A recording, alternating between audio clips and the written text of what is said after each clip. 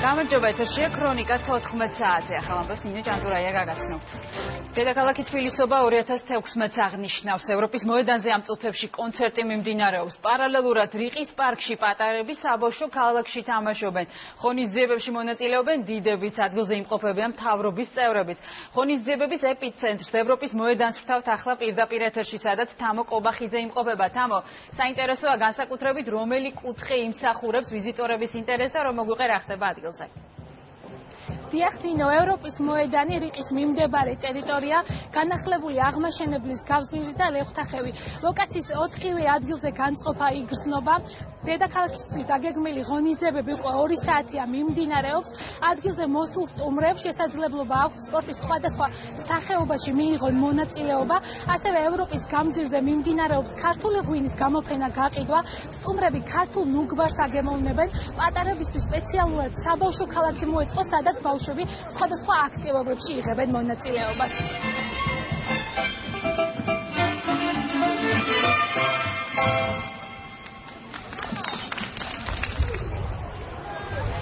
ჩვენი კომპანია პირველად მონაწილეობს თბილისობაზე. საქართველოში ჩვენი კომპანია არ არის და პირველად შემოვიდა ახლახანს და აქ წარმოდგენილია სხვადასხვა ღვინოები, არის კახეთიდან, რაჭიდან, ყველა სახეობის ღვინო გვაქვს. მომხმარებელს შეუძლია მოვიდეს, დააგემოვნოს და ასევე შეიძინოს ღვინო. დაგვხვდა ბევრი ატრაქციონი. მართალია ჩვენ პატარები ვართ და ცოტა შეეშინდა ჩემ გოგონას, მაგრამ ძალიან ბევრი გასართობია როგორც პატარებისთვის, ასევე დიდებისთვის და მადლობა ამ ყველაფრისთვის თბილისის მერიას. თბილისობა 2016 მთავრობის წარმომადგენლებიც ესწრებოდნენ. პრემიერ-მინისტრმა უშუალოდ დაათვალიერა მიმდინარე პროგრამა და ღონისძიებები. გიორგი კვირიკაშვილმა მოსახლეობას დღევანდელი დღე მიულოცა და თბილისის აღშენებლობა ისურვა.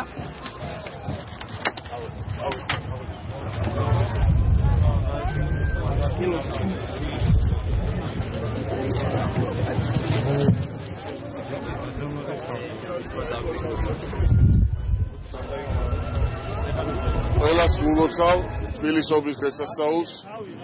ძალიან კარგია რომ ესეთი კარგი ამინდი დაგვემთხვა და უამრავი სიახლეა, ძალიან ბევრი ადამიანია გამოსული ოჯახებთან ერთად, ბავშვებთან ერთად.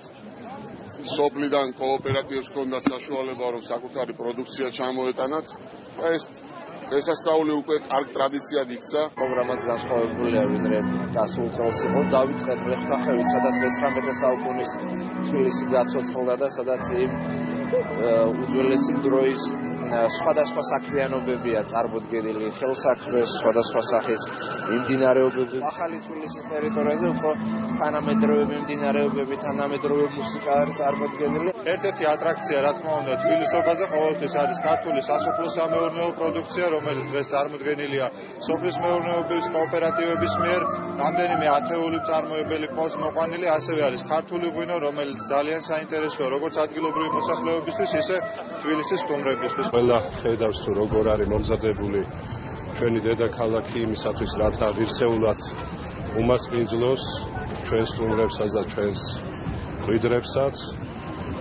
ძალიან ბევრი რამ გაკეთდა და ვფიქრობ კიდევ უფრო მეტი გაკეთდება. 4-ვე ლოკაციაზე დაგეგმილი ღონისძიებები ამ წუთებში გრძელდება. თბილისის მერიიდან ზუსტად 1 მილიონი ლარი გამოიყო იმისთვის, რომ თბილისობა 2016 ასეთი მასშტაბური ყოფილიყო. დიდი მადლობა, თამო კობახიძე გვერდთობოდა პირდაპირ ეთერში.